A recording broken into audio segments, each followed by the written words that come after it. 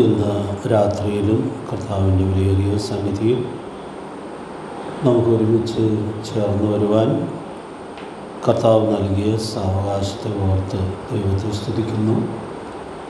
പ്രാർത്ഥനയിൽ ഓർത്തതുപോലെ വ്യാപകമായി പനിയും പ്രയാസങ്ങളൊക്കെ ഉള്ള ദിവസങ്ങളാണിത്. എന്നിരിക്കലും കർത്താവ് നമുക്ക് ഇത്രത്തോളം ക്ഷേമവും സൗഖ്യവുമൊക്കെ തന്നു എന്നുള്ളത് എല്ലാ നന്ദിയോടും കൂടെ ദൈവസന്നിധിയിൽ ഓർക്കാം. കഴിഞ്ഞ ക്ലാസ്സിൽ നാം മൂന്നാമത്തെ ഭാഗ്യവർണ്ണനയാണ് ഗിരിപ്രഭാഷണത്തിൽ നിന്ന് ചിന്തിച്ച് തുടങ്ങിയത്. സൗമ്യതയുള്ളവർ ഭാഗ്യവാന്മാർ, അവർ ഭൂമിയെ അവകാശമാക്കും എന്ന് നമ്മുടെ കർത്താവ് വെളിപ്പെടുത്തിയിരിക്കുന്ന മനോഹരമായ വാക്കുകൾ നമ്മൾ ഓർക്കുകയായിരുന്നു. ആ വാക്യത്തിൻ്റെ അർത്ഥം പ്രാർത്ഥനാപൂർവം കണ്ടെത്താനായിട്ട് നമ്മൾ ശ്രമിക്കുകയാണ്. നമ്മുടെ കർത്താവിൻ്റെ പ്രസംഗമാണ് നമ്മളവിടെ വായിക്കുന്നത്. സൗമ്യതയുള്ളവർ ഭാഗ്യവാന്മാർ, അവർ ഭൂമിയെ അവകാശമാക്കും എന്നുള്ളത്. പക്ഷെ കഴിഞ്ഞ ക്ലാസ്സിൽ നമ്മൾ ഓർത്തായിരുന്നു, നമ്മുടെ കർത്താവ് സൗമ്യതയുടെയും താഴ്മയുടെയും ആൾരൂപമായിരുന്നു എന്നുള്ളതായ വലിയ സത്യം നമ്മൾ കഴിഞ്ഞ ക്ലാസ്സിൽ കാണുവാനായിട്ട് ശ്രമിക്കുകയായിരുന്നു. അപ്പോൾ സൗമ്യതയുടെ അർത്ഥം മനസ്സിലാകണമെങ്കിൽ നമ്മുടെ കർത്താവിനെ നോക്കണം. കർത്താവിലാണ് നമുക്കതിൻ്റെ ഏറ്റവും മനോഹരമായിട്ടുള്ള പൂർണ്ണത കാണുവാനായിട്ട് സാധിക്കുന്നത്. മത്തായി സുവിശേഷം 11-ാം അധ്യായത്തിൽ 28-29 വാക്യങ്ങളിൽ നിന്ന് നമ്മൾ ആ കാര്യം വിശദമായി ചിന്തിക്കുവാൻ ശ്രമിക്കുകയായിരുന്നു. അവിടെ നമ്മുടെ കർത്താവ് അവകാശപ്പെടുന്ന വാക്കുകൾ നമ്മൾ ഓർത്തു. ഞാൻ സൗമ്യതയും താഴ്മയുമുള്ളവനാകയാൽ എൻ്റെ നുകം ഏറ്റുകൊണ്ട് എന്നോട് പഠിപ്പിൻ, എന്നാൽ നിങ്ങളുടെ ആത്മാക്കൾക്ക് ആശ്വാസം കണ്ടെത്തും. അപ്പം അതുകൊണ്ട് നമ്മുടെ കർത്താവിൻ്റെ അടുക്കൽ വരുന്നവർക്ക് നമ്മുടെ കർത്താവ് ആശ്വാസം നൽകും. അത് നമ്മൾ കഴിഞ്ഞ ക്ലാസ്സിൽ കണ്ടു. അടുക്കൽ വരുന്നവർ ആശ്വാസം കണ്ടെത്തി ജീവിക്കുവാൻ കടപ്പെട്ടവരായിരിക്കുന്നു എന്നുള്ളതായ വലിയ സത്യമാണ് നമുക്കവിടെ ഉൾക്കൊള്ളാനായിട്ട് സാധിക്കുന്നത്. കഴിഞ്ഞ ക്ലാസ്സിൻ്റെ ഒടുവിൽ ഞാൻ പറഞ്ഞായിരുന്നു, നമ്മുടെ കർത്താവിൻ്റെ അടുക്കൽ വന്ന് സൗമ്യതയും താഴ്മയും ഉൾക്കൊണ്ട് നമ്മുടെ കർത്താവിനെ പോലെ ജീവിച്ചിട്ടുള്ള ഭക്തന്മാരെ നമുക്ക് ദൈവവചനത്തിൽ കാണുവാനായിട്ട് സാധിക്കുന്നുണ്ട്. അപ്പോൾ നമ്മൾ ഈ ചിന്തകളിലൂടെ ധ്യാനത്തിലൂടെ കടന്നു പോകുമ്പോൾ നമുക്കും അങ്ങനെ നമ്മുടെ കർത്താവിങ്കിൽ നിന്ന് സൗമ്യതയും താഴ്മയും പഠിച്ച് സൗമ്യതയോടും താഴ്മയോടും കൂടെ ജീവിക്കാനായിട്ട് സാധിക്കണം എന്നുള്ളതാണ് നമ്മൾ കഴിഞ്ഞ ക്ലാസ്സിൻ്റെ ഒടുവിൽ ഓർക്കുവാൻ ഇടയായിട്ട് തീർന്നത്. ഇതിലൊരു ജയാളിയുടെ സാക്ഷ്യം ഞാൻ കഴിഞ്ഞ ക്ലാസ്സിൽ പറഞ്ഞായിരുന്നു. 1 കൊരിന്ത്യർ 4-ാം അധ്യായത്തിൻ്റെ 11, 12, 13 വാക്യങ്ങൾ നമ്മൾ ചിന്തിക്കുമ്പോൾ അവിടെ പൗലോസ് തൻ്റെ അനുഭവവും തന്നിലുണ്ടായ അത്ഭുതകരമായ രൂപാന്തരവും എടുത്ത് പറയുന്നതായിട്ട് നമ്മൾ കാണുകയുണ്ടായി. കഴിഞ്ഞ ക്ലാസ്സിൽ ഞാനത് പറഞ്ഞാണ് നിർത്തിയത്. 12-ാമത്തെ വാക്യത്തിൽ ശകാരം കേട്ടിട്ട് പകരം ശകാരിച്ചില്ല എന്നുള്ളത് നാം കാണുന്നു. പകരം ശകാരിച്ചില്ലെന്ന് മാത്രമല്ല, ശകാരം കേട്ടിട്ട് ശകാരിച്ചവരെ ആശീർവദിക്കുന്നു. അപ്പോൾ അവിടെ വളരെ അത്ഭുതകരമായ രൂപാന്തരം ആ ജീവിതത്തിൽ ഉണ്ടായിരുന്നു എന്ന് നമ്മൾ കണ്ടു. ദൂഷണം കേട്ടിട്ട് തിരിച്ച് ദൂഷണം പറയുന്നില്ലെന്ന് മാത്രമല്ല, പിന്നെയോ തിരിച്ച് നല്ല വാക്ക് പറയുന്നു. അതുകൊണ്ട് ഞാൻ കഴിഞ്ഞ ക്ലാസ്സിൽ ഇങ്ങനെയൊരു വാചകം പറഞ്ഞായിരുന്നു, സൗമ്യതയുടെ തിളക്കമാർന്ന സാക്ഷ്യമാണ് പൗലോസിൻ്റെ ജീവിതത്തിൽ നമുക്ക് ഉൾക്കൊള്ളുവാനായിട്ട് സാധിക്കുന്നത്.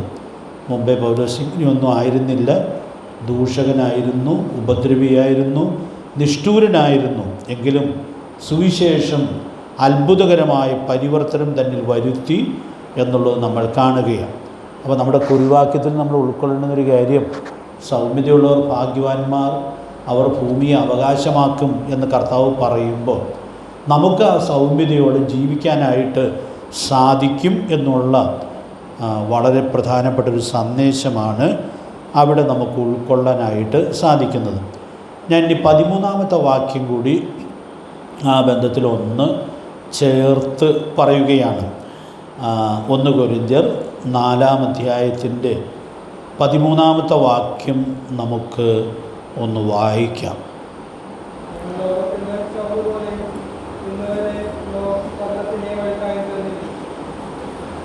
അപ്പോൾ അവിടെ പൗലോസ് തൻ്റെ നിജസ്ഥിതി വെളിപ്പെടുത്തുന്നു എന്നുള്ളത് നമുക്ക് ഉൾക്കൊള്ളാനായിട്ട് സാധിക്കുകയാണ്.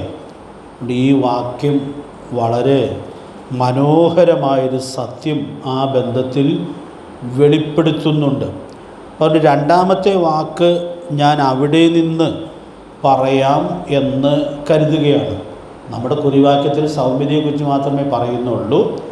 എന്നാൽ നമ്മൾ ചിന്തിച്ച മത്തായി സുവിശേഷം 11-ാം അധ്യായത്തിൻ്റെ 28-29 വാക്യങ്ങളിൽ സൗമ്യതയോട് ചേർന്ന് കർത്താവ് താഴ്മയെക്കുറിച്ച് പറയുന്നതായി കാണുവാനായിട്ട് സാധിക്കുന്നുണ്ട്. ഇത് രണ്ടും തമ്മിൽ വേർപിരിക്കാൻ പ്രയാസമുള്ള 2 സൽഗുണങ്ങളാണ് എന്നാണ് പൊതുവെ അതിനെക്കുറിച്ച് വിചാരിക്കുന്നത്. രണ്ടും മിക്കവാറും ഒരുമിച്ച് പോകാൻ സാധ്യതയുള്ളതായ 2 സൽഗുണങ്ങളാണ്. ഇന്ന് ലളിതമായൊരു വ്യത്യാസം ഇങ്ങനെ നമുക്ക് പറയാനായിട്ട് സാധിക്കും. സൗമ്യത പ്രധാനമായിട്ടും 2 തലങ്ങളിലാണ് വെളിപ്പെടുത്തപ്പെടേണ്ടിയിരിക്കുന്നത്. ദൈവം മുമ്പാകെ ഒരു വിശ്വാസിക്ക്, ഒരു ദൈവവൈതലിന് സൗമ്യതയോടെ വർത്തിക്കാനായിട്ട് സാധിക്കും. നമ്മുടെ കർത്താവിനും അതുണ്ടായിരുന്നു. മനുഷ്യാവതാരത്തിൽ പിതാവിൻ്റെ മുമ്പിൽ എല്ലാ സൗമ്യതയോടും കൂടെയാണ് കർത്താവ് സാക്ഷ്യം വഹിക്കുവാൻ ഇടയായിട്ട് തീർന്നത്. നമുക്കത് മനസ്സിലാക്കാൻ ഒരു പ്രയാസവുമില്ല. നമ്മുടെ കർത്താവിൻ്റെ കഷ്ടാനുഭവങ്ങളുടെ തീവ്രതയിൽ പോലും നമ്മളത് കാണുന്നുണ്ട്. പിതാവെ, കഴിയുമെങ്കിൽ ഈ പാനപാത്രം എങ്കിൽ നിന്ന് നീക്കണമേ. പകുതിയെ പ്രാർത്ഥനയായുള്ളൂ. അത് കഴിഞ്ഞിട്ട് കർത്താവ് എന്താണ് പറഞ്ഞത്? എങ്കിലും എൻ്റെ ഇഷ്ടമല്ല, നിൻ്റെ ഇഷ്ടം ആകട്ടെ. അപ്പോൾ പിതാവിൻ്റെ മുമ്പിൽ ആ ഇഷ്ടത്തിന് കർത്താവ് തന്നെ ഏൽപ്പിക്കുന്നു എന്നുള്ളത് നമ്മൾ കാണുകയാണ്. നമ്മുടെ ജീവിതത്തിലും ചിലപ്പോൾ നമുക്കത്ര ഇഷ്ടമല്ലാത്ത ചില വഴികളിലൂടെയൊക്കെ പോകുമ്പോൾ കർത്താവെ, ഇതൊന്ന് മാറിക്കിട്ടിയാൽ നല്ലതാണ് എന്ന് നമുക്ക് പ്രാർത്ഥിക്കാനുള്ളതായ അനുവാദമുണ്ട്. പക്ഷേ കർത്താവിൻ്റെ സമ്പൂർണ്ണ ഇഷ്ടത്തിനും ഹിതത്തിനും വേണ്ടി നമ്മുടെ ജീവിതത്തെ ഏൽപ്പിച്ചു കൊടുക്കുന്നത് ദൈവമുമ്പാകെയുള്ളതായൊരു സൗമ്യതയാണ്. ഇത് വളരെയൊക്കെ വിശദമായിട്ടൊക്കെ പറയേണ്ടതാണ്. എങ്കിലും ഞാനതിനൊരു സൂചനയെ പറയാനായിട്ട് ശ്രമിക്കുന്നുള്ളൂ. യാക്കോബിൻ്റെ ലേഖനത്തിൽ വരുമ്പോൾ ദൈവത്തിൻ്റെ വചനം എങ്ങനെ കൈക്കൊള്ളണം എന്നാണ് പറഞ്ഞിരിക്കുന്നത്, ഓർക്കുന്നുണ്ട്? സൗമ്യതയോടെ കൈക്കൊള്ളണം എന്ന് പറഞ്ഞാൽ ദൈവത്തിൻ്റെ വചനത്തിൽ നമ്മൾ കേൾക്കുന്ന ചില കാര്യങ്ങൾ നമുക്ക് ചിലപ്പോൾ മുഴുവൻ മനസ്സിലായെന്ന് വരില്ല. മനസ്സിലാകുന്ന ചില കാര്യങ്ങളോട് നമ്മുടെ ധാരണയനുസരിച്ച് വിയോജിപ്പ് ചിലപ്പോൾ ഉണ്ടായി എന്ന് വരാകുന്നതാണ്. പക്ഷേ ദൈവമുമ്പാകെ സൗമ്യതയോട് ജീവിക്കുന്ന ഒരു ദൈവവൈതൽ ദൈവത്തിൻ്റെ വചനം എന്ത് പറയുന്നുവോ അതുപോലെ അതിൻ്റെ മുമ്പിൽ തലകുലിച്ച് ആമേൻ പറഞ്ഞ് അത് സ്വീകരിക്കുവാൻ ഇടയായിട്ട് തീരും. അതുകൊണ്ട് ദൈവമുമ്പാകെയുള്ള സൗമ്യത എന്ന് പറയുന്നത് ദൈവസന്നിധിയിൽ ഈ മനോഭാവത്തോടെ ജീവിക്കുക എന്നുള്ളതാണ്. അതുകൊണ്ട് പ്രിയപ്പെട്ടവരെ, നമുക്ക് അങ്ങനെ ദൈവം മുമ്പിൽ ജീവിക്കാനായിട്ട് സാധിക്കട്ടെ. പിന്നെ സൗമ്യതയിൽ മറ്റൊരു തലമുണ്ട്. അതൊക്കെ നമ്മൾ വളരെ വിശദമായിട്ട് മുൻപൊക്കെ ഓർത്തിട്ടുണ്ട്. സംഖ്യാപുസ്തകം 12-ാം അധ്യായത്തിൽ ഭൂതലത്തിലുള്ള സകല മനുഷ്യരിലും അതിസൗമ്യനായ മോശയെ നമ്മൾ കാണുന്നുണ്ട്. ആ സാക്ഷ്യം വേറെ ആരും പറയുന്നതല്ല, പിന്നെ ദൈവം പറയുന്നതാണ്. അതുകൊണ്ട് നമുക്ക് ആ സാക്ഷ്യം അതുപോലെ തന്നെ ഏറ്റെടുക്കാനായിട്ട് സാധിക്കണം. മനുഷ്യരുടെ മുമ്പിലുള്ളതായ സൗമ്യത അതിന് വീട്ടിലാണ് വെളിപ്പെടുന്നത്. നമ്മൾ സംഖ്യാപുസ്തകത്തിൽ നിന്ന് പോകുന്നുണ്ട്, ഒത്തിരി നാളായില്ല എന്നുള്ളത് കൊണ്ട് നിങ്ങളുടെ ഓർമ്മയിൽ അതൊക്കെ സജീവമായിട്ടുണ്ടായിരിക്കും എന്ന് ഞാൻ കരുതുകയാണ്. തൻ്റെ മൂത്ത ജ്യേഷ്ഠനും മൂത്ത സഹോദരിയും തനിക്കെതിരെ വളരെ രൂക്ഷമായി സംസാരിക്കുകയാണ്. അതിൻ്റെ വിഷയങ്ങളിലേക്കൊന്നും നമ്മൾ പോകേണ്ട ആവശ്യമില്ല. കഴിഞ്ഞ നാളുകളിൽ അതൊക്കെ ചിന്തിച്ചിട്ടുള്ളതാണ്. ഏത് പുരുഷനും പ്രകോപിതനാകാവുന്ന വിഷയമാണ് ഈ ചേട്ടനും പെങ്ങളും കൂടെ പറയുന്നതായിട്ട് നമ്മൾ കാണുന്നത്. ഭാര്യയെ ചൊല്ലി ഒരാരോപണം ഉന്നയിച്ചാൽ സാധാരണ നിലയിൽ ആരും ബലഹീനരായി പോകാനുള്ളതായ സാധ്യതയുണ്ട്. അപ്പോൾ അവിടെ ബലഹീനരായി തീരുന്നില്ലെങ്കിൽ കുടുംബജീവിതത്തിൽ എന്തോ കുഴപ്പമുണ്ടെന്നുള്ളതാണ് അതിൻ്റെ തെളിവ്. അപ്പോൾ ഞാൻ പറയാനായിട്ട് ആഗ്രഹിക്കുന്ന കാര്യം, വളരെ സെൻസിറ്റീവായിട്ടുള്ളൊരു വിഷയം അതിൻ്റെ മുമ്പിൽ ഈ മനുഷ്യൻ നിൽക്കുകയാണ്. അതുമാത്രമല്ല, തൻ്റെ ശുശ്രൂഷയെ അവർ ചോദ്യം ചെയ്യുകയാണ്. അതൊക്കെ ആ വാക്യങ്ങളിലൂടെ നമ്മൾ കടന്നു പോയപ്പോൾ ഓർത്ത് കാണും. ശുശ്രൂഷയെ ചോദ്യം ചെയ്യുക എന്ന് പറയുന്നത് വളരെ പ്രയാസം ഒരാൾക്ക് ഉണ്ടാകാവുന്നതായ ഒരു വിഷയമാണ്. അതുകൊണ്ട് പ്രിയപ്പെട്ടവരെ, അങ്ങനെ വളരെ പ്രകോപനം ഉണ്ടാകാവുന്ന ഒരു വിഷയം തൻ്റെ മൂത്ത സഹോദരനും സഹോദരിയും ചേർന്ന് തനിക്കെതിരെ കൊണ്ടുവരുന്നു എന്നുള്ളത് നമ്മൾ കാണുകയാണ്. അപ്പോൾ അവിടെ വളരെ സൗമ്യതയോടുകൂടിയാണ് മോശ പ്രതികരിക്കുന്നത്. മോശ ഒരക്ഷരവും പറഞ്ഞില്ല, നിശബ്ദനായിരുന്നു. ഞാൻ സാധാരണ അധ്യായത്തിൽ നിന്ന് പ്രസംഗിക്കുമ്പോൾ പറയാറുണ്ട്, മോശ വാ തുറന്നത് എന്തിനു വേണ്ടിയാണ്? മിര്യാമിന് വേണ്ടി പ്രാർത്ഥിക്കാനായിട്ടാണ്. അത് പ്രാർത്ഥനയല്ലായിരുന്നു, മിര്യാമിന് വേണ്ടി മോശ നിലവിളിക്കുകയായിരുന്നു. എന്ന് പറഞ്ഞാൽ തനിക്കെതിരെ ചില നിമിഷങ്ങൾക്ക് മുമ്പ് സംസാരിച്ച തൻ്റെ സഹോദരിക്ക് രോഗം ബാധിച്ചപ്പോൾ അതിൽ നിന്ന് വിടുതൽ കിട്ടേണ്ടതിനു വേണ്ടി മോശ ദൈവത്തോട് നിലവിളിക്കുകയാണ്. എന്ന് പറഞ്ഞാൽ ഈ സഹോദരനോടോ സഹോദരിയോടോ ഒന്നും പറഞ്ഞതായി നമ്മൾ കാണുന്നില്ല.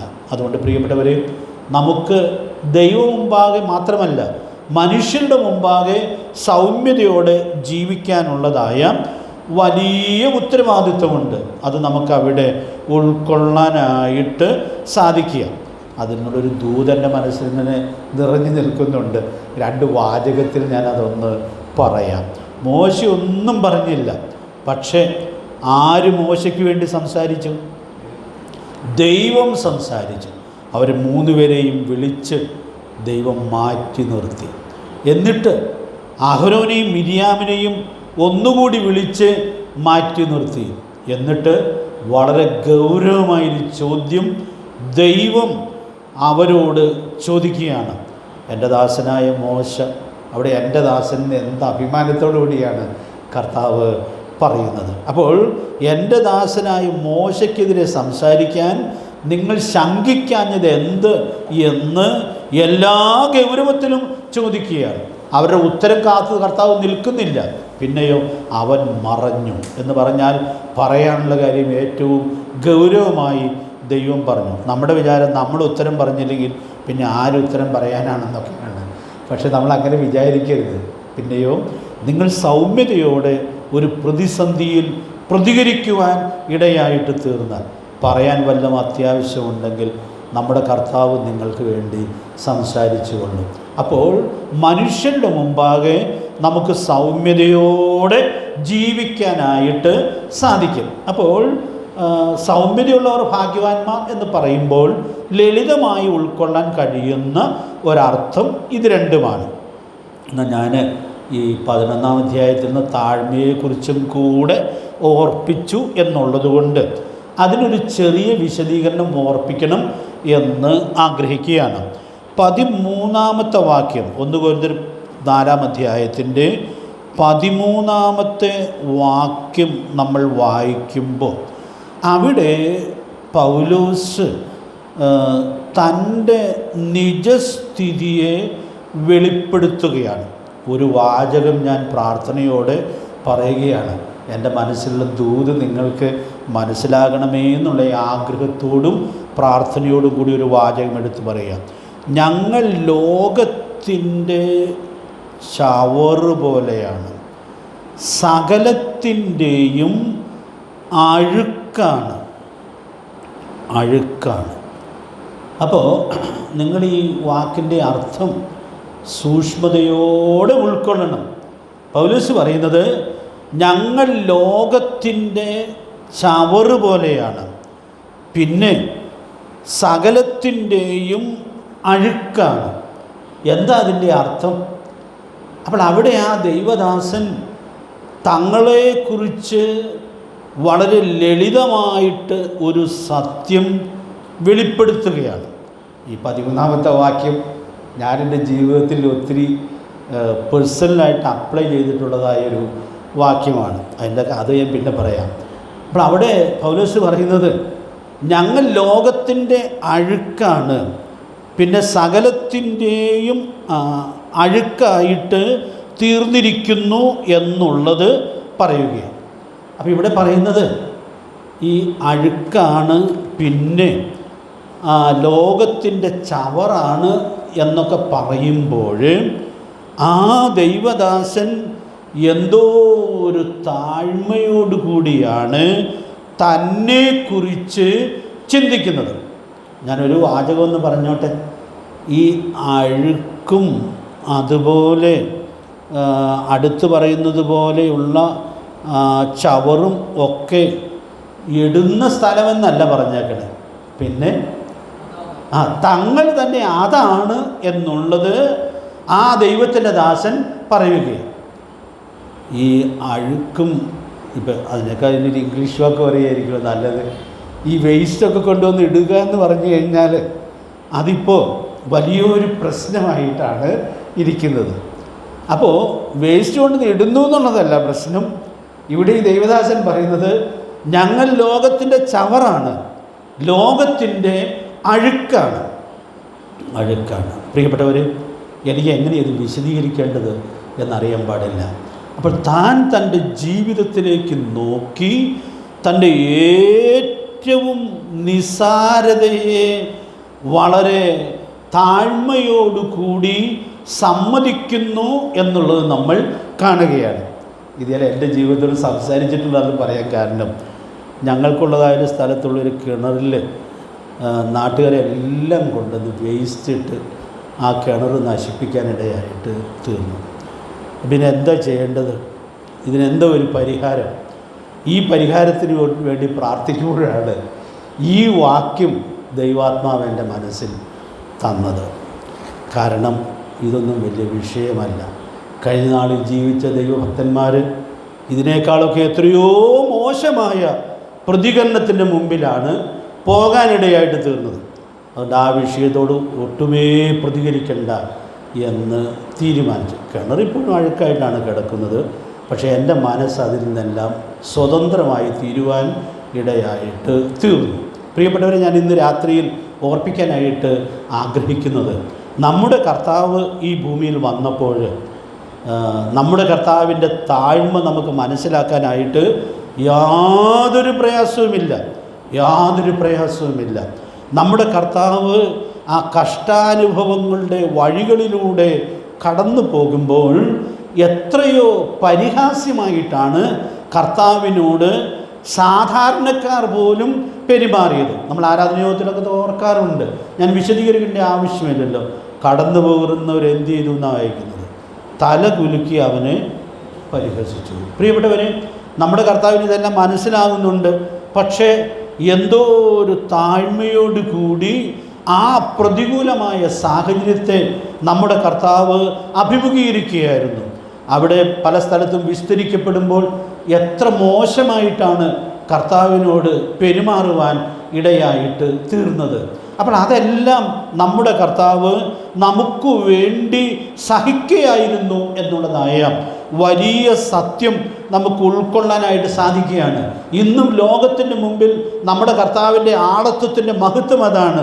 ആ കഷ്ടാനുഭവങ്ങളുടെ വഴിത്താരയിലൂടെ കർത്താവ് പോകുമ്പോൾ കർത്താവ് തൻ്റെ ജീവിതത്തെ എന്തു വിനയത്തോടു കൂടിയാണ് കാണുവാൻ ഇടയായിട്ട് തീർന്നത്. അതുകൊണ്ട് പ്രിയപ്പെട്ടവരെ, ഞാൻ ഓർപ്പിക്കാനായിട്ട് ആഗ്രഹിക്കുന്നതായ കാര്യം, നമുക്ക് അങ്ങനെ ഒരു മനോഭാവത്തിലേക്ക് നമ്മെ തന്നെ വിനയപ്പെടുത്താനായിട്ട് സാധിക്കണം എന്നുള്ളതാണ് ദൈവം നമ്മെക്കുറിച്ച് ആഗ്രഹിക്കുന്നത്.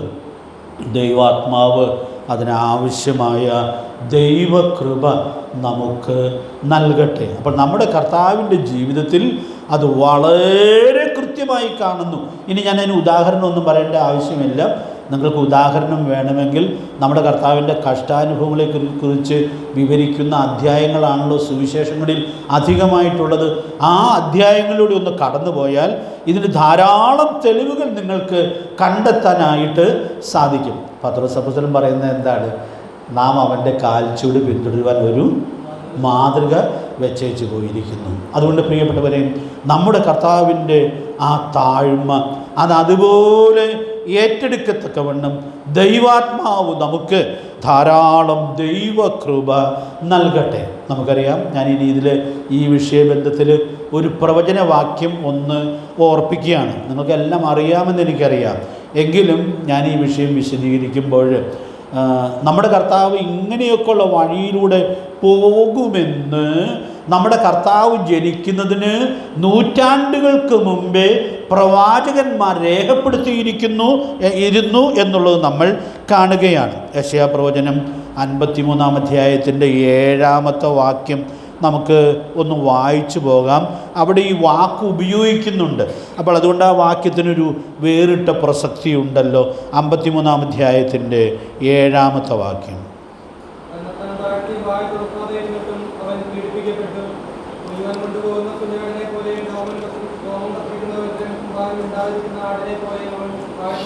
അപ്പോൾ അവിടെ ആ വാക്യത്തിൽ ഈ രണ്ട് സൽഗുണങ്ങളും നിറഞ്ഞു നിൽക്കുകയാണ്. തന്നെത്താൻ താഴ്ത്തി വായെ തുറക്കാതിരുന്നിട്ടും അവൻ പീഡിപ്പിക്കപ്പെട്ടു എന്ന് പ്രവാചകൻ എടുത്ത് പറയുകയാണ്. എന്തോ ഒരു താഴ്മയോടുകൂടിയാണ് നമ്മുടെ കർത്താവ് നമുക്ക് വേണ്ടി നിന്നത്. അത് നമുക്കവിടെ ഉൾക്കൊള്ളാനായിട്ട് സാധിക്കും. പിന്നെ സൗമ്യത അവിടെയുണ്ട്. നമ്മുടെ കർത്താവ് രോമം കത്തിരിക്കുന്നവരുടെ മുമ്പാകെ മിണ്ടാതിരിക്കുന്ന കുഞ്ഞാടിനെ പോലെ ആണ് മിണ്ടാതിരുന്നത്. നീ എന്താ ഒന്നും പറയാത്തത് എന്നുപോലും ചോദിച്ചു. പക്ഷേ വളരെ നിശബ്ദമായിട്ടാണ് ആ വൈഷമ്യങ്ങളുടെ എല്ലാം നടുവിൽ നമ്മുടെ കർത്താവ് പ്രതികരിച്ചത്. അതുകൊണ്ട് പ്രിയപ്പെട്ടവരെ, അതെല്ലാം നമുക്ക് അനുകരണീയമായ മനോഹരമായിട്ടുള്ള മാതൃകയാണ്. ഞാനവിടെ ഇത് വിശദീകരിക്കാതിരിക്കുന്നത്, നമ്മളെല്ലാ ഞായറാഴ്ചയും ഒരുമിച്ച് കൂടി കർത്തൃമേശ ആചരിക്കുമ്പോൾ എന്താ പ്രസ്താവിക്കുന്നത്? നമ്മൾ അവൻ്റെ മരണത്തെ പ്രസ്താവിക്കുകയാണ്. അപ്പോൾ ആ മരണം നമ്മുടെ വളരെ പരിചയമുള്ള വിഷയമായിരിക്കണം. ആ മരണം നമ്മളെല്ലാ കർത്തൃ ദിവസത്തിലും പ്രസ്താവിക്കുവാൻ ഇടയായിട്ട് തീരുമ്പോൾ ആ മരണത്തോടുള്ള ഏകീഭാവത്തോടെ ജീവിക്കാനുള്ള വലിയ ഉത്തരവാദിത്വമുണ്ട്. ദൈവത്തിൻ്റെ പരിശുദ്ധാത്മാവ് അതിനാവശ്യമായിട്ടുള്ള ദൈവകൃപ നൽകട്ടെ. ഞാൻ കുറേ വർഷങ്ങൾക്ക് മുമ്പ് ഒരു ഹോൾ ഉദ്ഘാടനത്തിന് മരണത്തെ പ്രസ്താവിക്കുന്നു എന്നുള്ള വിഷയത്തെ അധികരിക്കുന്ന ഒരു സന്ദേശം പറയാനിടയായിട്ട് തീർന്നു. എന്നിട്ടൊരു പ്രായോഗികമായ പാഠവും പറഞ്ഞു. നമ്മളെല്ലാ ഞായറാഴ്ചയും രാവിലെ വന്ന് കർത്താവിൻ്റെ മരണത്തെ പ്രസ്താവിക്കും. അപ്പോൾ അത് കേവലം ചില നിമിഷങ്ങളൊന്ന് ഓർത്ത് പ്രസ്താവിച്ച് കഴിഞ്ഞ് എഴുന്നേറ്റ് പോകാനുള്ളതല്ല.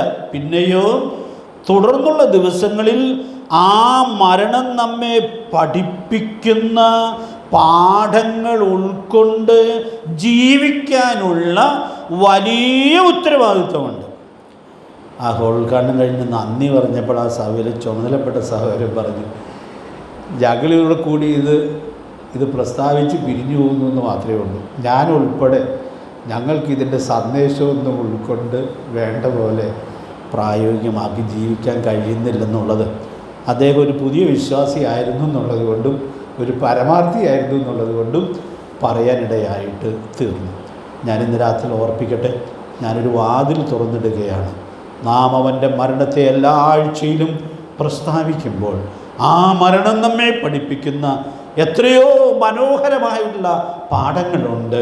ആ പാഠങ്ങൾ പ്രായോഗികമാക്കി ജീവിക്കാനുള്ള വലിയ ഉത്തരവാദിത്വമുണ്ട്.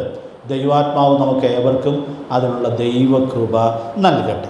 ഇനി യെശയ്യാപ്രവചനം 53-ാം അധ്യായത്തിൻ്റെ 7-ാമത്തെ വാക്യം പുതിയ നിയമത്തിലൊരു സ്ഥലത്ത് ഉദ്ധരിക്കുന്നുണ്ട്. എവിടെയാണ് നിങ്ങൾക്കറിയാമോ? അപ്പോസ്തല പ്രവൃത്തികളുടെ പുസ്തകം 8-ാം അധ്യായത്തിൻ്റെ 32-34 വാക്യങ്ങളിൽ അവിടെ ഷണ്ണൻ വായിച്ചു കൊണ്ടിരുന്ന വേദഭാഗം യെശയ്യാവ് 53-ാം അധ്യായത്തിലെ ഈ വാക്യങ്ങളായിരുന്നു. അപ്പോൾ ഷണ്ണൻ അതിനെക്കുറിച്ചൊരു ചോദ്യം ഫിലിപ്പോസിനോട് ചോദിച്ചു. പിന്നെ നമ്മളവിടെ വായിക്കുന്നത് നമുക്കത് അറിയാവുന്ന വാക്യമായതുകൊണ്ടും അതിൻ്റെ പ്രവചന പുസ്തകത്തിലെ വാക്യം നമ്മൾ വായിച്ചതുകൊണ്ടും ഇനി അത് ആവർത്തിക്കുന്നില്ല. ആ തിരുവെഴുത്ത് ആധാരമാക്കിയാണ് ഷണ്ണനോട് ഫിലിപ്പോസ് സുവിശേഷം പറഞ്ഞത്. അപ്പോൾ ഷണ്ണൻ കേട്ടത് നമ്മൾ കേൾക്കണതും തമ്മിൽ കുറച്ച് വ്യത്യാസമുണ്ട്. അത് നിങ്ങൾക്കറിയാമല്ലോ.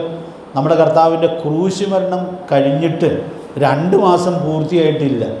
ഷണ്ണൻ എത്യോപ്യയിൽ നിന്നാണ് വന്നതെങ്കിലും യെരുശലേമിൽ പോയി നമസ്കരിച്ച് തിരിച്ചു വരികയാണ്. അപ്പോൾ ഈ മരണവും പിന്നെ ഉയർത്തെഴുന്നേൽപ്പിനെ കുറിച്ചൊക്കെയുള്ള കഥകളും ഒക്കെ നിശ്ചയമായിട്ടും ഷണ്ണൻ കേട്ട് കാണും. അപ്പോൾ ഈ വാക്യം യെശയ്യാപ്രവാചകൻ്റെ പുസ്തകത്തിൽ നിന്നും ഫിലിപ്പോസ് വിശദീകരിക്കുവാൻ ഇടയായിട്ട് തീർന്നപ്പോൾ ആ തിരുവെഴുത്തുകൾ ഷണ്ണനെ മാനസാന്തരത്തിലേക്ക് കൊണ്ടുവന്നു എന്നുള്ളതായ വലിയ സത്യം നമുക്കവിടെ കാണാനായിട്ട് സാധിക്കുകയാണ്. നമുക്കറിയാം, ആ സുവിശേഷം പങ്കിട്ട ആ സന്ദർഭത്തിൽ തന്നെ ഷണ്ണൻ യേശുക്രിസ്തുവിനെ രക്ഷകനും കർത്താവുമായിട്ട് സ്വീകരിച്ചു, രക്ഷിക്കപ്പെട്ടു.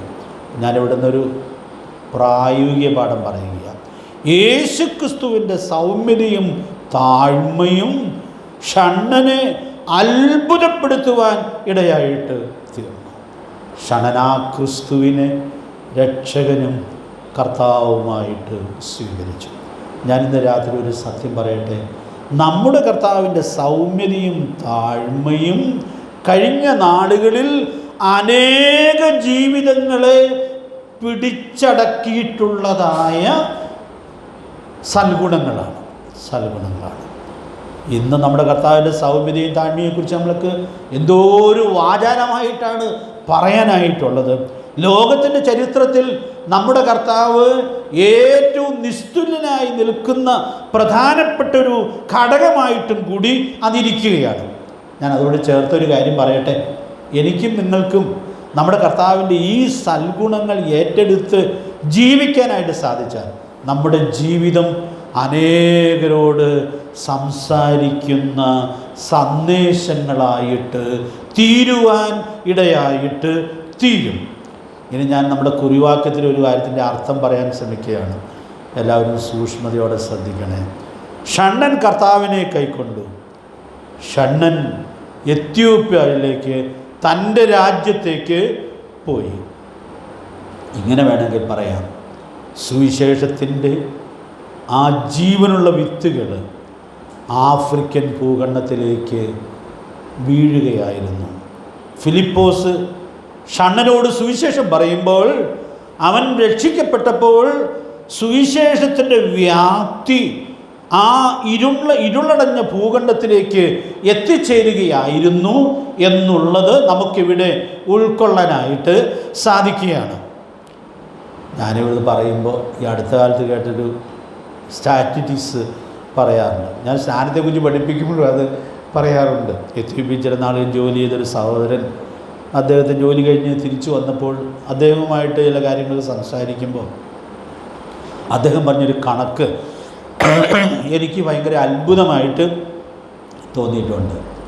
എത്യോപ്യയിൽ നമ്മൾ ഉൾക്കൊള്ളുന്ന ഉപദേശ സത്യങ്ങൾ പിൻപറ്റുന്ന 200-ലധികം സഭകളുണ്ടെന്നൊരു കണക്ക് അദ്ദേഹം പറയാനിടയായിട്ട് തീർന്നു. അദ്ദേഹം പറഞ്ഞുള്ളേ അറിവുള്ളൂ കേട്ടോ എനിക്ക്. എന്നാൽ ഞാൻ ഓർപ്പിക്കട്ടെ, ഷണ്ണൻ ഈ സന്ദേശം ഏറ്റെടുത്ത് അങ്ങനെ രക്ഷിക്കപ്പെട്ട് സ്നാനപ്പെട്ട് ഈ ഭൂഖണ്ഡത്തിൽ എത്തിച്ചേരാനിടയായിട്ട് തീർന്നപ്പോൾ എത്രയോ വലിയ സ്വാധീനതയാണ് നമ്മുടെ കർത്താവിൻ്റെ നാമം ആ ഇരുളടഞ്ഞ ഭൂഖണ്ഡത്തിൽ നിവർത്തിക്കുവാൻ ഇടയായിട്ട് തീർന്നത്. നമ്മുടെ കുറിവാക്യം ഇവിടെ ഒന്ന് പറയണം. സൗമ്യതയുള്ളവർ ഭാഗ്യവാന്മാർ. ബാക്കിയെന്ന് പറഞ്ഞ് അവർ ഭൂമിയെ അവകാശമാണ്. അവർ ഏക്കർ കണക്കിന് സ്ഥലം മേടിക്കുന്നല്ല അതിൻ്റെ അർത്ഥം. പിന്നെയോ സൗമ്യതയുള്ള നമ്മുടെ കർത്താവിൻ്റെ ഈ ആളത്വത്തിൻ്റെ നിസ്തുല്യമായിട്ടുള്ള മഹത്വം ലോകത്തിൽ എത്തിച്ചേരാത്ത സ്ഥലമുണ്ടോ? പ്രിയപ്പെട്ടവരെ, തിരിഞ്ഞു നോക്കുമ്പോൾ നമുക്ക് ഭയങ്കര അതിശയമല്ലേ ഇത്? ലോകമെമ്പാടും നമ്മുടെ കർത്താവിൻ്റെ നിസ്തുല്യമായ നാമത്തിൻ്റെ മഹത്വം പടരത്തക്കവണ്ണം ഇടയായിട്ട് തീർന്നിട്ടുണ്ട് എന്നുള്ളത് എത്രയോ അത്ഭുതമായിട്ടുള്ളതായൊരു കാര്യമാണ്. അതുകൊണ്ട് ഞാൻ ഇന്ന് രാത്രിയിൽ ഓർപ്പിക്കട്ടെ, നമ്മുടെ കർത്താവ് സൗമ്യതയുള്ളവനായിരുന്നു, താഴ്മയുള്ളവനായിരുന്നു. നമ്മുടെ കർത്താവ് ഇന്ന് ലോകത്തിൽ ഏറ്റവും അധികം ശ്രദ്ധിക്കപ്പെടുന്ന ആളത്വമാണ് എന്നുള്ളത് എത്രയോ മഹത്തരമായൊരു കാര്യമാണ്. കർത്താവ് ജീവിച്ച 33 വർഷം കൊണ്ടും തൻ്റെ മരണത്തിൻ്റെ ചരിത്രമൊക്കെ വായിക്കുമ്പോൾ ഇങ്ങനെയൊരു അവസ്ഥ ഇതിനുണ്ടാകുമെന്ന് ആരെങ്കിലും കണക്ക് കൂട്ടിയിട്ടുണ്ടോ? പ്രിയപ്പെട്ടവരെ, നമ്മുടെ കർത്താവിൻ്റെ ആളത്വത്തിൻ്റെ മഹത്വം എത്രയോ വ്യാപകമായിട്ട് ഹൃദയങ്ങളെ കീഴടക്കുവാൻ ഇടയായിട്ട് തീർന്നിട്ടുണ്ട് എന്നുള്ളതായ സത്യം നമുക്കിവിടെ ഉൾക്കൊള്ളാനായിട്ട് സാധിക്കുകയാണ്. ഞാൻ എന്നോട് ചേർത്ത് ഒരു കാര്യം കൂടി ഒന്ന് പറയട്ടെ. സൗമ്യതയുടെ സാക്ഷ്യം ദൈവം സാക്ഷ്യപ്പെടുത്തുന്നത് ഞാൻ ആദ്യം പറഞ്ഞതുപോലെ മോശയെക്കുറിച്ചാണല്ലോ. മോശയുടെ സൗമ്യത ഒരു വീടിനകത്തുണ്ടായ സംഭവത്തിലാണ് വെളിപ്പെട്ടത്. നിങ്ങൾക്കറിയാമോ മോശയുടെ സൗമ്യത ഇപ്പോൾ ആർക്കൊക്കെ അറിയാമെന്ന്? ലോകത്തിൽ അക്ഷരാഭ്യാസമുള്ള സകല മനുഷ്യർക്കും അറിയാം. എന്ന് പറഞ്ഞാൽ ഞാൻ കുറേ 2-3 വർഷങ്ങൾക്ക് മുമ്പ് ഒരു കണക്ക് വായിച്ചാണ്. ഇപ്പോഴത്തെ നില എന്താണെന്ന് എനിക്കറിയാൻ പാടില്ല. 1300-ലധികം ഭാഷകളിലേക്ക് നമ്മുടെ ബൈബിൾ പരിഭാഷ ചെയ്യാനിടയായിട്ട് തീർന്നിട്ടുണ്ട്. ഇപ്പോഴും ആ പരിപാടി നടന്നുകൊണ്ടിരിക്കുകയാണ്. ലിപികളില്ലാത്ത ഭാഷകൾക്ക് വേണ്ടി ലിപി ഉണ്ടാക്കി പരിഭാഷ ചെയ്യുകയാണ്. ഇപ്പോൾ ഈ പുതിയ ഓഡിയോ സൗകര്യം ഉള്ളതുകൊണ്ട് ലിപിയൊക്കെ ഇല്ലാത്ത ഭാഷകളിൽ അത് റെക്കോർഡ് ചെയ്ത് ആളുകളുടെ കയ്യിൽ എത്തിക്കുകയാണ്. ഇത് കേൾക്കുന്നവരൊക്കെ സ്വർഗത്തിലെ ദൈവം മോശയെക്കുറിച്ച് പറഞ്ഞ ഈ സാക്ഷ്യം ലോകമെമ്പാടും പ്രചരിച്ചുകൊണ്ടിരിക്കുക. ഭൂതലത്തിലുള്ള സകല മനുഷ്യരിലും മോശ അതിസൗമ്യനായിരുന്നു. 1 അധ്യായത്തിൻ്റെ 12-13 വാക്യങ്ങൾ നമ്മൾ ഓർത്തു. അപ്പോസ്തലനായ പൗലോസ് തൻ്റെ ജീവിതത്തിൽ അത് ഉൾക്കൊള്ളുവാൻ ഇടയായിട്ട് തീർന്നപ്പോൾ അത് പിൽക്കാല ചരിത്രത്തിൽ എത്രയധികം സ്വാധീനത ചെലുത്തുവാൻ ഇടയായിട്ട് തീർന്നിട്ടുണ്ട് എന്നുള്ളത് നമുക്ക് എല്ലാവർക്കും അറിയാം. അതുകൊണ്ട് പ്രിയപ്പെട്ടവരെ, നമ്മുടെ കുരുവാക്യത്തിലെ ആ വാക്യം ഞാനിവിടെ ഓർപ്പിക്കുക. സൗമ്യതയുള്ളവർ ഭാഗ്യവാന്മാർ, അവർ ഭൂമിയെ അവകാശമാക്കും. അതുകൊണ്ട് ഈ തലമുറയിൽ നമുക്ക് ഈ സൽഗുണം പകർത്തി ഭാഗ്യവാന്മാരായിട്ട് ജീവിക്കത്തക്കവണ്ണം ദൈവാത്മാവ് നമുക്ക് ധാരാളം ദൈവകൃപ നൽകട്ടെ. മത്തായി 11:28-29 വാക്യങ്ങളോട് നമ്മൾ ചില ചോദ്യങ്ങൾ ചോദിച്ച് അതിൻ്റെ ഉത്തരങ്ങൾ പറയുകയായിരുന്നു. മൂന്നാമത് ഒരു ചോദ്യോട് ചോദിച്ചൊരു ഉത്തരം പറഞ്ഞ് ഞാൻ ഈ ഭാഗത്തുനിന്ന് മുമ്പോട്ട് നീങ്ങാം എന്ന് കരുതുകയാണ്. മൂന്നാമത്തെ ചോദ്യം, ആരിൽ നിന്നാണ് പഠിക്കുന്നത്? ആരെയാണ് പഠിക്കുന്നത് എന്നുള്ളതാണ് നമ്മൾ ആദ്യം ചിന്തിച്ചത്. പക്ഷെ നമ്മുടെ മലയാള പരിഭാഷയിലുള്ള ആ വാക്കിൽ നിന്ന് തന്നെ നമ്മൾ ഇങ്ങനെയൊരു ചോദ്യം ചോദിക്കുകയാണ്. എൻ്റെ നുകം ഏറ്റുകൊണ്ട്, അടുത്ത വാക്ക് എന്താണ്? എന്നോട് പഠിപ്പിൻ, എന്നോട് പഠിപ്പിൻ. അപ്പം ഞാൻ ഇന്ന് രാത്രിയിൽ അതൊരു ദൂതായിട്ട് കൈമാറുകയാണ്. പ്രിയപ്പെട്ടവരെ, നമുക്ക് നമ്മുടെ ഗുരുനാഥനിൽ നിന്ന് പഠിക്കാനുള്ള വലിയ സാധ്യത തന്നിട്ടുണ്ട്. വേദപുസ്തകം പഠിക്കാൻ നിങ്ങൾ എങ്ങും പോകേണ്ട ആവശ്യമില്ല കേട്ടോ. നിങ്ങൾക്ക് ഗുരുനാഥൻ്റെ കാൽക്കലിരുന്ന് പഠിക്കാം. പിന്നെ പഠിക്കേണ്ടത് സഭയിൽ നിന്നാണ്. സഭ എന്താണ്? സത്യത്തിൻ്റെ തൂണും അടിസ്ഥാനവുമാണ്. വേദപുസ്തകത്തിൽ പഠിക്കാനുള്ള വഴി എന്ന് പറയുന്നത് ഗുരുനാഥൻ്റെ കാൽക്കൽ ഇരുന്ന് പഠിക്കാം. പിന്നെ ഒരു സഭയുടെ നല്ല സഭാജീവിതം നയിക്കുമ്പോൾ നമുക്കുള്ള പഠിക്കാനുള്ള ക്രമീകരണങ്ങളെല്ലാം സ്വർഗത്തിലെ ദൈവം അവിടെ നമുക്ക് ഒരുക്കിയിട്ടുണ്ട്. അതാണ് ദൈവത്തിൻ്റെ പദ്ധതി. ദൈവത്തിൻ്റെ പദ്ധതി. ഞാൻ ഒത്തിരി പ്രാഗൽഭ്യത്തോടും സന്തോഷത്തോടും കൂടിയാണ് ഇത് പറയുന്നത്. 2000 ആണ്ടിൽ നമ്മൾ ഈ സഭയിൽ ദൈവവചനം പഠിക്കാനായിട്ടൊരു ക്രമീകരണം ആരംഭിച്ച ഓർമ്മകൾ ഇപ്പോഴും എൻ്റെ മനസ്സിൽ തങ്ങി നിൽക്കുന്നുണ്ട്. ഈ 24 വർഷം അത് തുടരാൻ കഴിഞ്ഞു എന്നുള്ളത് എത്രയോ നന്നായി. എൻ്റെ മക്കൾ വചനം പഠിച്ചതിൻ്റെ വഴി ഞാൻ ഓർക്കുമ്പോഴൊക്കെ അന്ന് ആരംഭിച്ച ആ പഠനവും ബൈബിൾ പരീക്ഷയും ഒക്കെ എത്രയോ അധികം അതിൽ പങ്ക് വഹിച്ചിട്ടുണ്ട് എന്നുള്ളത് ഞാൻ വളരെ വിനയത്തോടെ എപ്പോഴും ഓർക്കുന്നതായൊരു കാര്യമാണ്. സാന്ദർഭികമായിട്ട് അന്ന് പറഞ്ഞു എന്ന് മാത്രമേ ഉള്ളൂ. അപ്പോൾ സഭയിൽ നമുക്ക് പഠിക്കാം, ഔദ്യോഗികമായി പഠിക്കാം. എന്നാൽ വ്യക്തിപരമായി നമുക്ക് കർത്താവിനോട് കൂടെ ഇരുന്ന് പഠിക്കാം. ഇതിൽ നല്ലൊരു മാതൃക ദൈവവചനത്തിൽ ഉണ്ട്. അതൊരു സഹോദരിയാണ്. ആരാണ് ആ സഹോദരി? മറിയയെക്കുറിച്ചാണ് നമ്മൾ വായിക്കുന്നത്. നമുക്ക് ആ വാക്യം ഒന്ന് വായിച്ചു പോകാം. ലൂക്കോസ് 10-ാം അധ്യായത്തിൻ്റെ 39-ാമത്തെ വാക്യം ഒന്ന് വായിച്ചേ.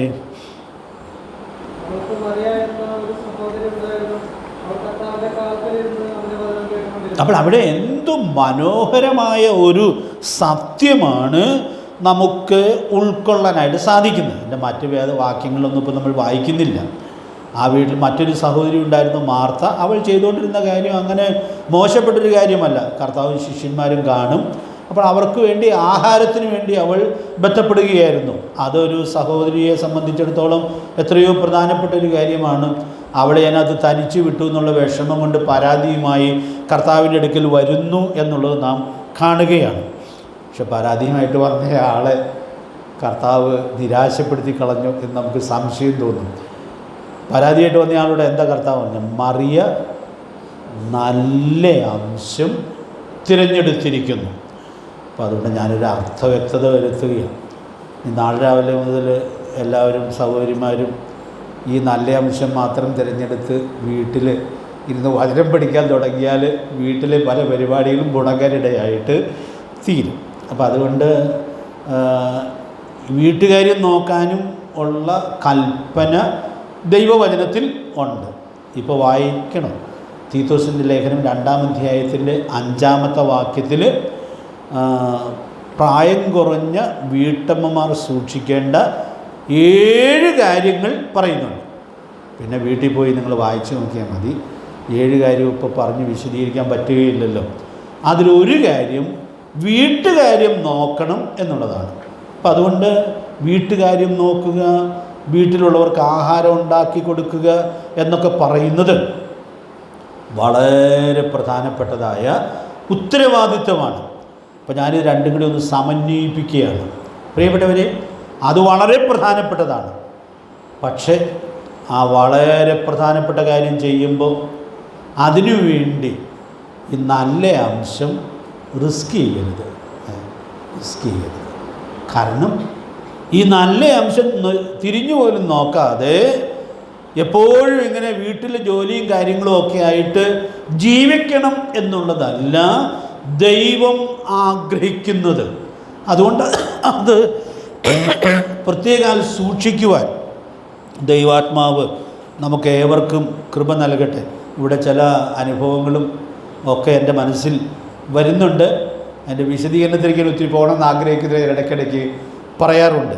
ഈ പ്രൈവറ്റ് ബസ്സിൽ ജോലി ചെയ്യുന്നൊരു ഭർത്താവിൻ്റെ ഭാര്യ ഒരിക്കൽ പറയാനിടയായി തീർന്ന ഒരു കാര്യം ഞാൻ ഇടയ്ക്കിടയ്ക്കൊക്കെ പറയാറുണ്ട്. അവരുടെ ഭർത്താവിന് 5:30-6 രാവിലെ ഉച്ചഭക്ഷണം ഒരുക്കി കൊടുത്ത് വേണം ജോലിക്ക് പോകാനായിട്ട്. അപ്പോൾ ആ സഹോദരി പറഞ്ഞൊരു കാര്യം, അതിനുവേണ്ടി നേരത്തെ എഴുന്നേൽക്കും, ആദ്യത്തെ 1/2 മണിക്കൂർ സമയമെങ്കിലും പ്രാർത്ഥനയ്ക്കും വചനവായനയ്ക്കുമായിട്ട് ചെലവിടും, പിന്നെയാണ് ഞാൻ ജോലി തുടങ്ങാറ്.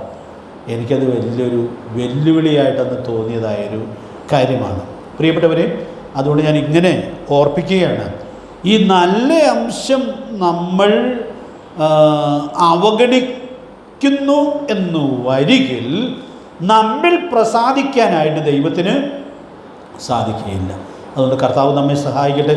നമുക്ക് എല്ലാവർക്കും ഇത് വളരെ പ്രാർത്ഥനയോടുകൂടി ഏറ്റെടുക്കുവാനായിട്ട് സാധിക്കട്ടെ. ദൈവാത്മാവ് നമ്മെ സഹായിക്കട്ടെ. നമ്മുടെ ഗുരുനാഥൻ്റെ കാൽക്കൽ ഇരുന്ന് കർത്താവിൽ നിന്ന് വചനം കേൾക്കാനും പഠിക്കാനുമുള്ളതായ വലിയ സാധ്യത ദൈവം നമുക്ക് തന്നിട്ടുണ്ട്. ആദ്യമൊക്കെ ഇരിക്കുമ്പോൾ നിങ്ങൾക്ക് ചിലപ്പോൾ ദൈവം ഒന്നും സംസാരിക്കുന്നവരൊന്നും തോന്നുകയില്ല. അതുകൊണ്ട് നിരാശപ്പെട്ടു പോകരുത്. കർത്താവിൻ്റെ സന്നിധിയിൽ ഇരുന്ന് ആവർത്തിച്ച് ദൈവത്തിൻ്റെ വചനം പാരായണം ചെയ്യുവാൻ ഇടയായിട്ട് തീരണം. ദൈവം നമ്മോട് ഹൃദ്യമായി സംസാരിച്ച് മനോഹരമായ പാഠങ്ങൾ നമ്മെ പഠിപ്പിക്കുവാൻ ഇടയായിട്ട് തീരും. അതുകൊണ്ട് പ്രിയപ്പെട്ടവരെ, ഞാൻ ഇന്ന് രാത്രിയിൽ ഓർപ്പിക്കാനായിട്ട് ആഗ്രഹിക്കുന്നത്, നമുക്ക് നമ്മുടെ ഗുരുവിൻ്റെ കാൽക്കലിരുന്ന് വചനം പഠിക്കുന്നു എന്നുള്ളതായ ഈ ക്രമം എല്ലാ കൃത്യതയിലും സൂക്ഷിക്കാനായിട്ട് സാധിക്കട്ടെ. ഞാനിന്ന് പകൽ വചനത്തിന് മുമ്പിലിരിക്കുമ്പോൾ എൻ്റെ വിഷയം ഒന്ന് ഡൈവേർട്ട് ചെയ്തു പോയെന്നൊരു സംശയം തോന്നിയെങ്കിലും അതോട് ചേർത്ത് ഞാൻ ചിന്തിച്ചൊരു കാര്യം ഒത്തിരി വിശദീകരിക്കാതെ ചുരുക്കമായിട്ട് ഓർപ്പിക്കുകയാണ്. കർത്താവിൻ്റെ വചനം നമ്മൾ കർത്താവിൻ്റെ കാൽക്കലിരുന്ന് പഠിക്കാനിടയായിട്ട് തീർന്നാൽ ആ വചനത്തിൻ്റെ സാധ്യത എത്രയോ അധികമാണ്. അതിൻ്റെ വിശദീകരണങ്ങൾ നമുക്കറിയാമെന്നുള്ളതുകൊണ്ട് എല്ലാം ഞാൻ വിശദീകരിക്കേണ്ടി വരികയില്ല എന്ന് കരുതുകയാണ്. 2 തിമോഥെയോസ് 3-ാം 16-17 വാക്യങ്ങളിൽ തിരുവെഴുത്തിൻ്റെ ചില പ്രത്യേകതകൾ ദൈവത്തിൻ്റെ പരിശുദ്ധാത്മാവ് രേഖപ്പെടുത്തുന്നുണ്ട്. അപ്പോൾ അതിൻ്റെ ആ വാക്യം നമുക്കൊന്ന് വായിക്കാം. അതിൽ ഞാൻ ചിന്തിച്ച കാര്യങ്ങളെല്ലാം ഇപ്പോൾ പറയാൻ പറ്റുകയില്ല, ബാക്കി കാര്യങ്ങൾ അടുത്ത ക്ലാസ്സിൽ പറഞ്ഞോളാം. ഒന്ന് വായിച്ചാട്ടെ. 2 തിമോഥെയോസ് 3-16-17 വാക്യങ്ങൾ.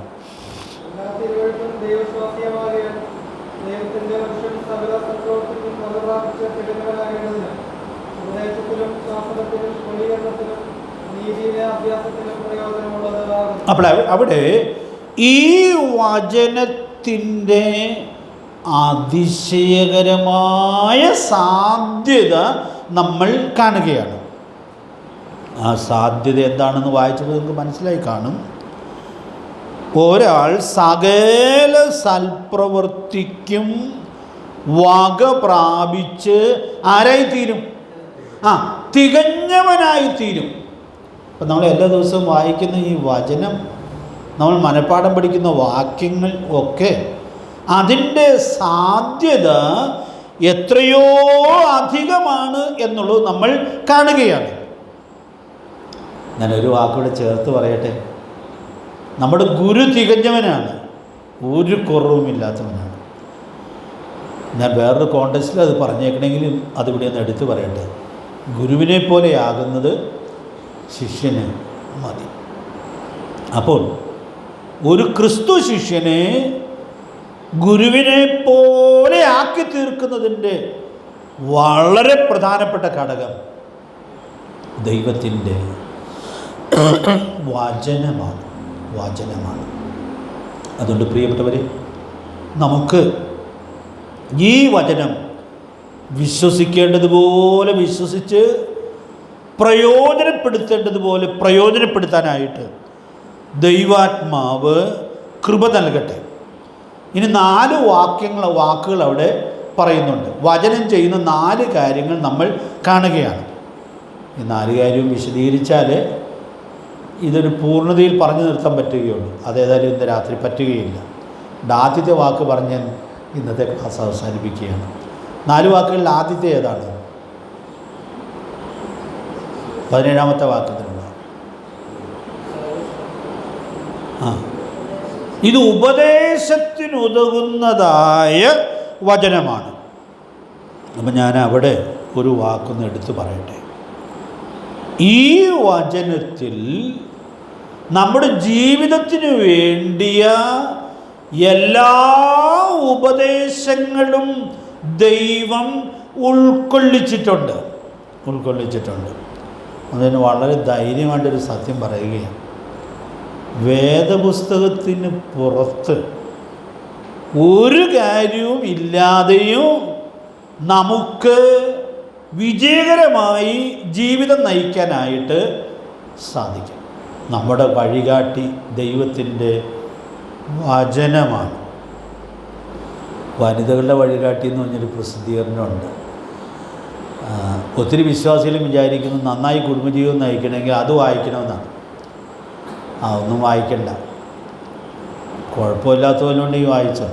അതിൽ കുഴപ്പമുള്ളതും കുറേ അധികമുണ്ട്. അപ്പോൾ അതുകൊണ്ട് വായിക്കുകയാണെങ്കിൽ വളരെ ഡിസൈനിങ്ങോടെ വിവേചനത്തോടെ വായിക്കണം. ഇത് വായിക്കുകയാണെങ്കിൽ അതൊന്നും വേണ്ട.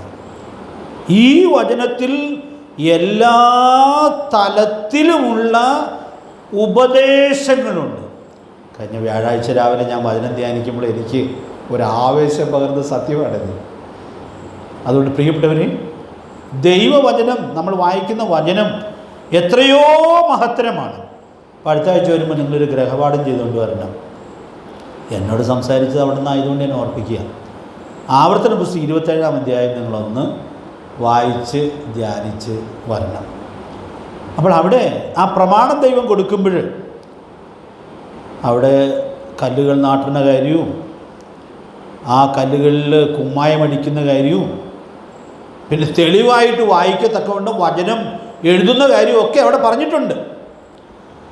അപ്പോൾ ദൈവം തൻ്റെ ജനത്തോട് എങ്ങനെ സംസാരിക്കുന്നു എന്നുള്ളത് നമ്മളവിടെ കാണുകയാണ്. അപ്പോൾ ആ അധ്യായം ഒന്ന് വായിച്ച് ചിന്തിച്ചുകൊണ്ട് വരണം. നമ്മളിപ്പോൾ ആ പോർഷനിൽ നിന്ന് കടന്നല്ലേ ഉള്ളൂ. അപ്പോൾ അതുകൊണ്ട് നിങ്ങൾക്കത് പിൻപറ്റാൻ ഒരു പ്രയാസം ഉണ്ടാകുകയില്ല എന്ന് ഞാൻ കരുതുകയാണ്. പ്രിയപ്പെട്ടവരെ, അവിടെ എന്നെ ചിന്തിപ്പിച്ചൊരു കാര്യം, 12 കൂട്ടം കാര്യങ്ങൾ അവിടെ പറയുന്നുണ്ട്. 12 കൂട്ടം പാപങ്ങളാണ് പറയുന്നത്. ഈ പാപം ചെയ്യുന്നവൻ ആരാണെന്ന് പറഞ്ഞിട്ടുള്ളതാണ്? ശപിക്കപ്പെട്ടവനാണ്. അടുത്തൊരു വാചകമുണ്ട്, ജനമെല്ലാം എന്ത് പറയണം? ആമേൻ എന്ന് പറയണം. ഞാനതിനൊരു വിശദീകരണം അടുത്ത ക്ലാസ്സിൽ പറയാം. പ്രിയപ്പെട്ടവർ, ദൈവത്തിൻ്റെ വചനത്തിന് എല്ലാ തലങ്ങളിലുമുള്ള വിശദീകരണങ്ങൾ ദൈവം തന്നിട്ടുണ്ട്. ദൈവത്തിൻ്റെ വചനം അതുകൊണ്ട് സമ്പൂർണ്ണമാണ്. അത് മാത്രം വായിച്ചാൽ മതി നമുക്ക് വിജയകരമായി ദൈവത്തെ പ്രസാദിപ്പിച്ച് ജീവിക്കുവാനായിട്ട് സാധിക്കും. അപ്പോൾ അതുകൊണ്ട് ഞാൻ ഓർപ്പിക്കാൻ ആഗ്രഹിക്കുന്നത്, പ്രബോധനം ഏത് മേഖലയിൽ വേണം അതെല്ലാം നമുക്ക് എഴുതി തന്നിട്ടുണ്ട്. നമ്മളെന്ത് ഭാഗ്യവാന്മാരാണ്. ആവർത്തനം 4:8 വായിക്കുന്ന പോലെ ഇത്ര നീതിയുള്ള ചട്ടങ്ങളും വിധികളുമുള്ള ശ്രേഷ്ഠജാതി ഏതുള്ളൂ. പ്രിയപ്പെട്ടവരെ, ഈ വചനം നമ്മെ പ്രബോധിപ്പിക്കുന്നതാണ്. അടുത്ത 3 വാക്കുകൾ ഞാൻ അടുത്ത ക്ലാസ്സിൽ വിശദീകരിക്കാം, ചുരുക്കമായി വിശദീകരിക്കാം. ദൈവാത്മാവ് നമ്മെ സഹായിക്കട്ടെ. അപ്പോൾ നമുക്ക് കർത്താവിൻ്റെ അടുക്കൽ വന്ന് അവൻ്റെ കാൽക്കൽ ഇരുന്ന് വചനം കേട്ട് പ്രയോജനപ്പെടുത്തി കർത്താവിൻ്റെ സൽഗുണങ്ങളുള്ളവരായി ജീവിക്കാനും സാക്ഷ്യം വഹിക്കാനും സാധിക്കണം എന്നുള്ളതാണ് കർത്താവ് നമ്മെക്കുറിച്ച് ആഗ്രഹിക്കുന്നത്. ഈ കാര്യം വിശ്വസ്തമായി ചെയ്താൽ നിങ്ങളുടെ ജീവിതം ഓരോ ദിവസവും പിന്നിടും തോറും നിങ്ങളുടെ ഗുരുനാഥനോടുള്ള തികവിലേക്ക് നിങ്ങൾ അടുത്തടുത്ത് വരുവാൻ ഇടയായിട്ട് തീരും. ദൈവം നമുക്ക് എന്നുള്ള ഈ ഉന്നതമായ സാധ്യതയെ എല്ലാ നന്ദിയോടും കൂടി ഓർക്കാം. ഓരോ ദിവസവും അത് പ്രയോജനപ്പെടുത്തി വിജയകരമായി ജീവിക്കുവാൻ സ്വർഗ്ഗത്തിലെ ദൈവം നമ്മെ എല്ലാവരെയും സഹായിക്കട്ടെ. കർത്താവിൻ്റെ വിലയേറിയ നാമം ഇന്നും എന്നേക്കും വാഴ്ത്തപ്പെടുമാറാകട്ടെ.